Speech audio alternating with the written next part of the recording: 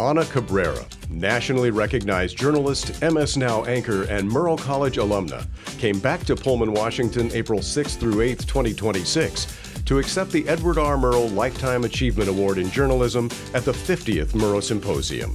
While back on the Palouse, Cabrera joined NWPB Health Care reporter Rachel Sun in front of a studio audience of staff and students to talk about her journey. Hello, and thank you for joining us. I'm Rachel Sun, reporter for Northwest Public Broadcasting. I'm here today with Ana Cabrera, who's being honored with the Murrow Lifetime Achievement Award.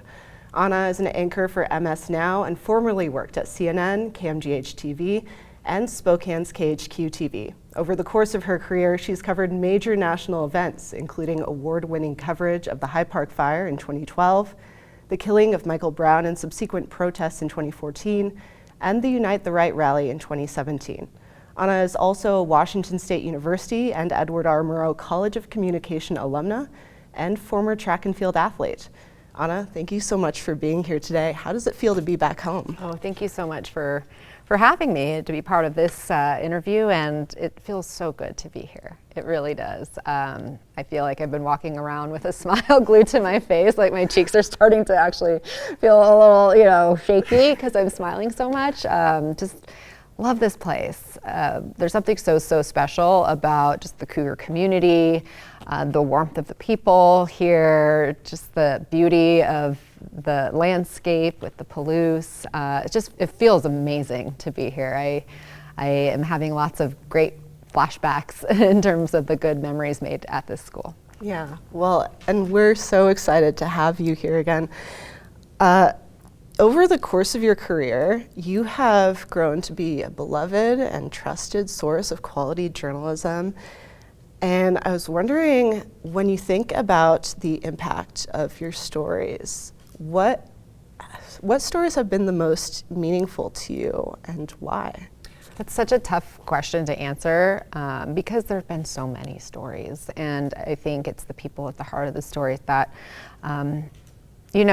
impact me as a journalist, but it's their story, It's really about making a difference in their lives and in the communities that we serve and, being there for the audiences through the work that we do as a public service. And so it's hard to just narrow down one or two or three even stories over the course of my now 20 plus year career that stand out the most. I think, one that really stands out is a story I covered very early in my career when I was a reporter at KHQ in Spokane, and it was a murder that happened in Coeur d'Alene, Idaho, of a family, the Groney family. And the reason that one stands out so much to me was at the time I was having such a hard time doing live shots, and I felt so much stage fright, and that was a story that allowed me to just really connect with the work itself and stop thinking about me and my performance, being on air, and just wanting to do right by the community and by this family, as there was a killer on the loose and these children who were missing, and it had been such a brutal crime that I just got out of my head, and I realized the magic of connecting to the story and the important service of informing the community, being able to help keep people safe. There's so many elements that really connected me to the work within that one story. So that was one that really hit me hard. I think the Michael Brown story that you referenced was another when I was a reporter at CNN, just being in a situation that was so volatile, frankly, in terms of the protests in the street following that shooting, and there were so many layers in terms of injustice that had triggered such raw emotion, and there was, of course, just the questions that you have to try to answer as a reporter about what had unfolded to begin with, but then there was like the deeper, broader context of some of the pain that was on display in the streets that we also wanted to dig into. And so it was a really, I think, impactful story for the country, because it wasn't just about that one killing of a young black man, in fact, a black teen, It was more about, some of the experiences others had had in a broader level in terms of racial injustice. So I think that was another story that stands out to me. And then there are, other stories that stand out in the most positive ways. I highlighted a woman who was part of the series that we did called it was about heroes, like everyday heroes. And this was a woman who was judge by day and then a track coach by afternoon and evening with a community that was underserved. And it was, providing a venue for children to empower, find out more who they are, to kind of build that confidence and self-esteem. It gave them a venue to be outside of kind of an environment that might have been very difficult at home or, within their friend group, a lot of violence, drugs, abuse. So it provided them a safe place to grow as people and to put them on a better track that could make a difference in their lives and their future. And so highlighting that woman, Coach Jean Bell, she was an amazing person in how she changed her community and the lives of so many others. And it's, such a thrill to be a journalist, to have the privilege to meet these different people and to explore these different subjects. That's a great way to describe it, a privilege. I'm curious because, especially when you're going through journalism school, there's this very important line that's drawn for you about being objective and keeping a certain amount of distance between you and your subjects. But I think as you're describing, that connection with people is really important to the work that we do. Can you tell me about how you balance those two ideas? I think we have to be objective because we want to get the truth out, and we also want to have trust with the community. Whether you're interviewing an everyday person and trying to develop a rapport with them, or you're, interviewing a government official and having to hold that person accountable. And you want to still have a respectful relationship with those people as well. And so I think, the distance comes in just that. You don't want to be seen as, even if it was, just perception, as having, a conflict of interest in a story. But at the same time, we're all human. And I think that's what makes a journalist impactful, is showing the humanity. Yeah. And I have never shied away from that piece of me as a journalist too. I think I've leaned into it, if anything, the ability to empathize with my interviewees, the people who are at the hearts of the story. Recently, talking to a woman who was in a plane crash on, the plane that crashed into a emergency vehicle on the runway of LaGuardia. And this is a woman who had the wherewithal to help people off that plane, not knowing what was going on. And I, couldn't help but put myself in her shoes. Like, how crazy was that? How much fear were you feeling? How did you know what to do? I think, in some ways, connecting in that way makes me a better journalist, because it helps me figure out the right questions to ask. It helps me get to the heart of the story. Yeah. Or, connecting with people who are victims of crimes, or, or survivors of mass tragedies, which unfortunately we have to cover, but trying to really connect at an emotional level, it allows them to open up more and to get more comfortable, to feel like they can trust me. And that's really important to me. And at the same time, in order to tell a story in the most responsible way, it depends again on the story itself and how you connect with it. Right.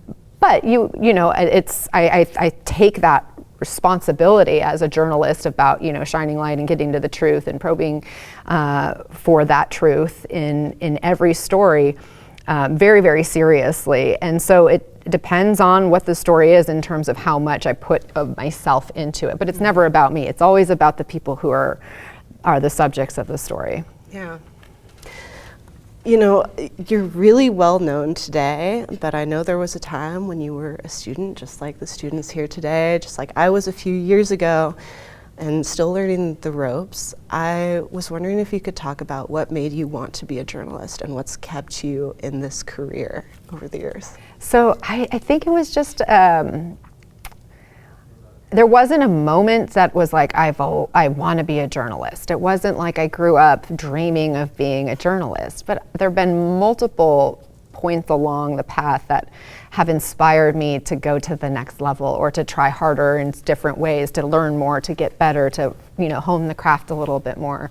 And I think for me, it really started when I was in high school. I had an opportunity in the Vancouver School District to do a little bit of reporting for the district sort of news magazine. And that was my first little taste of doing journalism. And it was fun.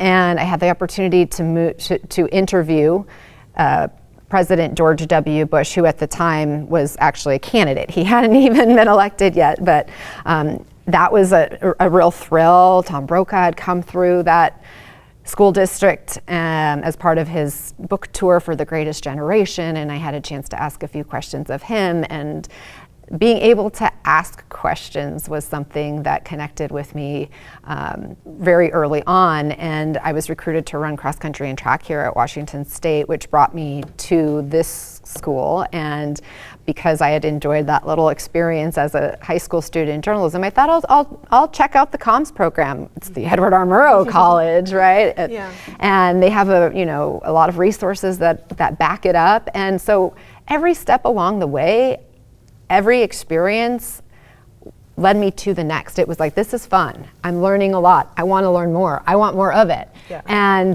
that sort of has been the case throughout my career, where there have been people along the way who've helped to provide a helping hand and a shining light. Certainly the professors here helped make journalism even cooler because they were so fantastic, and all the hands-on experience we got as students and being part of Cable 8. So that's part of what really kind of pulled me into journalism. And now I think what has continued to keep the fire burning is just the people that you meet, the stories you get to tell. There's of course the creative aspect of storytelling, which I really do love, and the people that you get to meet in all walks of life, and just the constant learning that I get to do on all kinds of different subject matter. And at the end of the day, it's then feeling like you're making a difference and having an impact in the individual lives of the people who are at the heart of the stories, but also the community, the broader audience that we're serving. And that provides a lot of fulfillment for me. Yeah. And speaking of community, I know you were raised in a Mexican-American household right here in Washington. I was wondering if you felt that your cultural heritage affected your perspective as a storyteller and a journalist, and if so, how?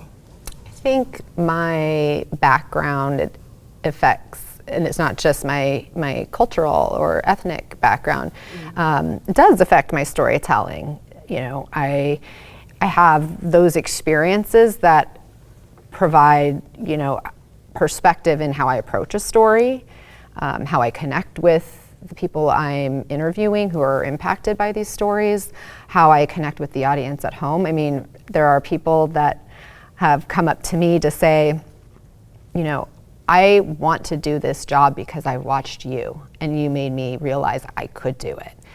When I started on air, there weren't very many Hispanic women who held a big news chair or news desk.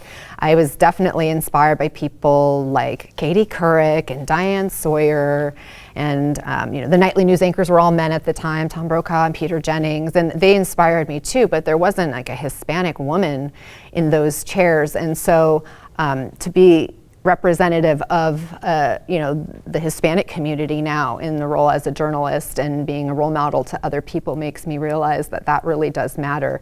And I get interaction with people who are viewers who say, I trust you because you look like me.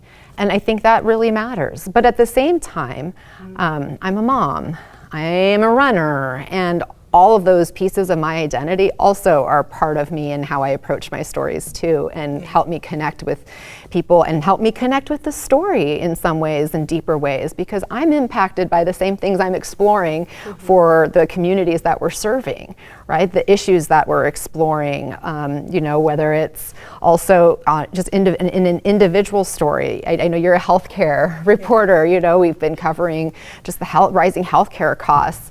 My family has to pay for healthcare too, and I have had a sibling who had cancer, so I know what that looks like, and I told stories about other people who've experienced some of those health challenges, and so all of my background helps inform me as a journalist. It helps me, I think, be a better journalist. Was there ever a story that really hit extra hard because of something you've experienced in your life that just sticks with you more because of that? One that sticks with me is the Aurora Theater shooting, and I think part of that is like we all go to the movies, and that was one of those mass tragedies. Also the mass school shootings that we've covered, because I have kids who are of that age. It's hard not to put your own child's face on the victims of some of those tragedies. So those are some that have really stuck with me because of my own personal experience. Yeah. And speaking of tragic events, in 2017 you covered the London Bridge terror attack for roughly 9 hours. How do you power through when this job puts you in such a stressful, intense work environment for so long? And then how do you manage your stress just in the day-to-day? So breaking news is like our bread and butter, I think. So many of us do it because the breaking news is it's important. It's important news. You feel that urgency, and you're kind of driven by adrenaline in a lot of those moments. So that example you gave, it was like you just keep going. You have more to uncover. You're learning about it as it's unfolding, and it's exciting in some ways. There's just that natural intrigue, and again, I'm a conduit for my viewers. Like, they need me in those moments, and I feel like the work that I'm doing is important. It's vital for our society. So that's what keeps me going, especially in those marathon moments, and a great team, of course. It's like you don't do it by yourself. You do it with people who are there with you. You're in the trenches together. My producers, my videographers, all the folks who put on a broadcast or who are part of that journalism team on any given story or any given newscast. So that all helps. And then in terms of decompressing, because you're right, it's a stressful business. The work is intense at times, sometimes a lot of the time.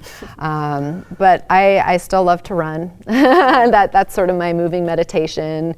It helps me, physically release. It helps me kind of calm my mind. So it's, good for my emotional and physical health. And that's the other way I decompress. And then having, my kids, and I have 2 children, husband, we love to spend time together. So we still try to have family dinners when we can. And just those connections really make a difference. Yeah. What would you say the most valuable skill you've learned over the course of your career has been that's helped you stand out? And is there anything that you wish that you learned in college that you didn't?